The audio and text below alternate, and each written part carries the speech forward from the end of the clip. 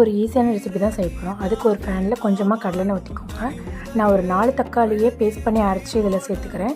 கொஞ்சமாக மஞ்சள் தூள், கொஞ்சம் மிளகாத்தூள், காஷ்மீர் மிளகாத்தூள் கொஞ்சம் போட்டுக்கோங்க. போட்டு அதை நல்லா மிக்ஸ் பண்ணி கிளறி விட்டுக்கோங்க. நல்லா கிளறினதுக்கப்புறமா ஒரு கொதி வந்த பிறகு அதில் கொஞ்சம் உப்பும் போட்டு மிக்ஸ் பண்ணி கலந்து விட்டுக்கோங்க.